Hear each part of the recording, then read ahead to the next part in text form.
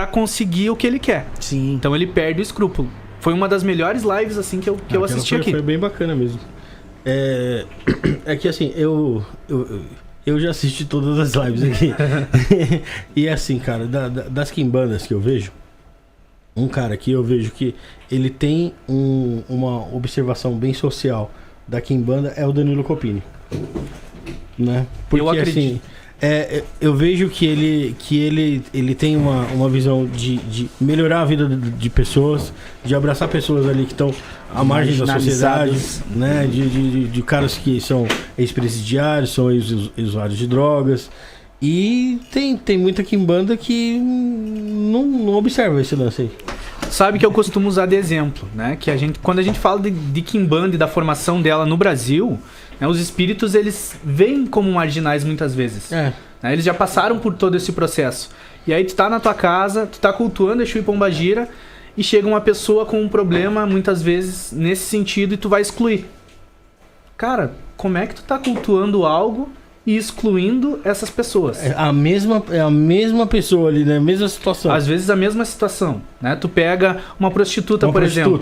Né? Como é que tu não vai fazer algo para aquela prostituta, mas aí a tua pombagira, ela pode ter ligação com o cabaré, por exemplo? Fica complicado. É meio que hipocrisia, né, mano? É muita hipocrisia, né? E a gente vê muito isso. Tem pessoas que acabam excluindo realmente, dizendo não, porque na minha casa eu não atendo. Porque, né, não quero conviver com esse tipo de pessoa. Cara, são seres humanos, todos nós temos o nosso lado bom, o nosso lado ruim, as boas escolhas, as más escolhas. Ninguém tá aqui pra julgar ninguém. Cada um tem a sua forma de sobreviver. Sim. Né? Então, eu não condeno, mas Você acredito que... pessoal? Você cuida cuida? disso? Tenho vários clientes dessa forma. Né? A gente chama de cliente, mas pessoas que eu atendo que às vezes estão à margem da sociedade. Mas assim, quando chega, vamos supor, uma garota de programa. A garota de programa, ela é muito... Ela é muito à margem ali da sociedade, né? Porque... se ela quer um relacionamento, ela dificilmente vai conseguir um relacionamento sério. Consegue. Né? Não, consegue. Porra, meu irmão, tem de tudo, cara. Mas assim, um relacionamento que eu digo é um relacionamento saudável. Um relacionamento saudável, confiança, né?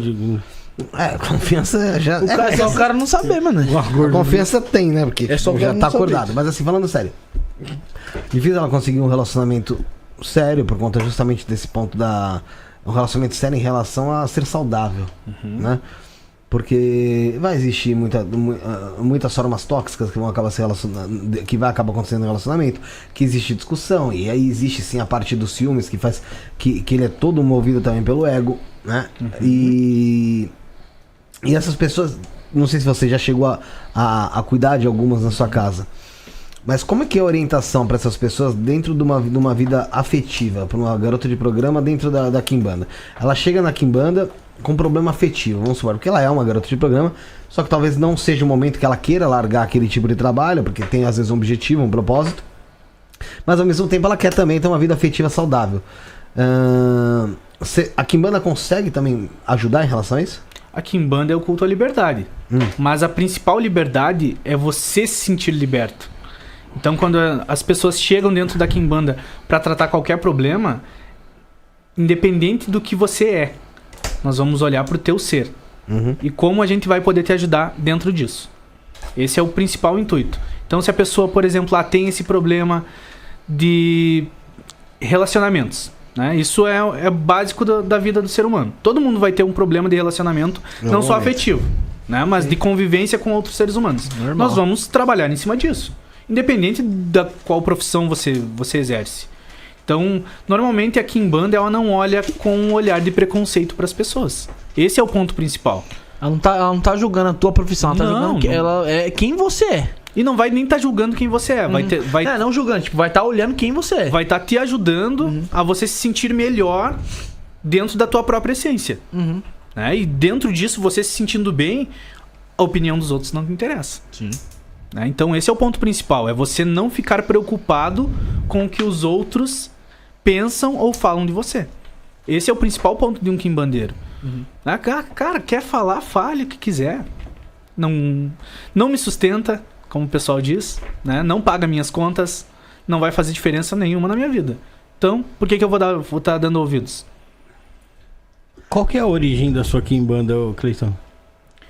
É como eu disse no início, nós não temos uma origem principal, né?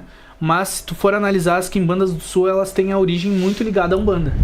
Aquelas giras de Umbanda mais antigas, onde não tinha essa separação entre Umbanda e quimbanda. Era giras. Então, a gente pode dizer que a origem ali, ela é afro-brasileira, né? Exato. Afro-brasileira. A quimbanda, você acha que ela tem uma obrigação de lutar contra o racismo? Eu acho por conta dessa origem dela? A quimbanda, ela tem a obrigação de lutar pelas minorias. Esse é o primeiro ponto, né? Porque se você for falar de resistência e da própria formação do Brasil, né? Então é muito difícil você falar só da parte elitizada, porque o quimbandeiro, a religião em si afro-brasileira, ela foi formada por pessoas fora da margem, né? Então sejam pessoas negras, sejam pessoas indígenas, né? Os ciganos, por exemplo, né? Que é muito... O Brasil foi formado pelos exilados da Europa também, né? Então a gente tem todo esse processo dentro das religiões afro. Aí como é que você não vai abraçar isso? Como é que você vai ser um quimbandeiro de direita, por exemplo? Eu não consigo conceber isso. Porque... Pela parte do conservadorismo, depende da direita que você está dizendo. Se for uma extrema direita, sim. Não tem, como também a extrema esquerda, eu acho que também não consegue, porque senão você acaba tendo um choque ali em algum momento. Tem que ser uma pessoa, eu acredito que seja a pessoa que vai conseguir... É incrível, por mais do que por incrível que pareça, eu vou falar. Mas é a pessoa que vai olhar pro seu próximo como ela pode olhar pra si mesmo. Exatamente. É o cristão. E aí, é o cristão. É o cristão. Você entendeu? Quimbandeiro cristão, então. Você entende? Não, assim, mas é porque assim, o que eu falo, sem entrar na política... Sem lacrar, mas é que é o seguinte, pra mim, o cara que é da quimbanda, da umbanda, o cara que é do xamanismo, e não sabe o que é o marco temporal que está acontecendo com os indígenas, que não sabe o que está acontecendo... não tá por dentro do que rola na... Tantas essas coisas aí, ele não tá dentro da religião dele de verdade. Não, as pessoas... Ele tá vivendo ali só por satisfação pessoal. Cash. E é o que eu falo muito. O primeiro passo é você estudar a história do Brasil. Isso é imprescindível para a vida de um religioso hoje, que cultua religiões de matriz afro. Por quê? Porque como o Brasil foi formado, como se formaram essas religiões após isso? Né? Então, não tem como você cultuar algo e não entender da história, de como isso se formou. Acho que se você for ver, a religião realmente queria ser predominante no Brasil. Se a gente for olhar os povos originários, seria xamanismo. É um xamanismo. Se tu for olhar as práticas africanas, é um xamanismo africano. Então é muito relacionado aos espíritos da natureza, é muito relacionado ao culto aos ancestrais. E toda a quimbanda, e muitas vezes a própria umbanda tem isso.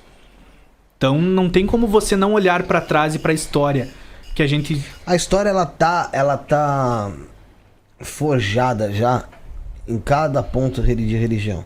Seja qual religião for. Mas você conta histórias através das religiões. Se você for olhar bem. Não só a história aqui do Brasil, mas você conta histórias às vezes do mundo.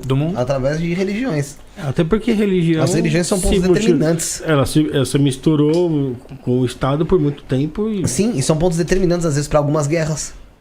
Para alguns colapsos. Para você ver a própria Inquisição em si, que tanto se fala. Então assim, é o quê? Algo que partiu da religião. Partiu da fé, ou pelo menos do usar o nome de A, B ou C, para você conseguir fazer algo que você já queria internamente. Exato. Né? Eu queria, sei lá, matar o Rafael. Tá ligado? Seria bom. E aí eu uso o nome, sei lá, de Exu ou de Cristo e vou lá matar o Rafael, porque Exu me diz que o Rafael não presta pra dentro da religião, uma pessoa que tá fudendo a religião, ou Cristo me diz que o Rafael é um lazarento, que é um cara que tá... Mas só um gosto teu, só. Mas na verdade era eu que queria. Ninguém não foi Exato, Jesus que desceu e falou, mate o Rafael. Não teve religião. Não foi Exu que falou, mate o Rafael. Nada contra você. Tá bom? Mostra tua camiseta, pessoal de casa.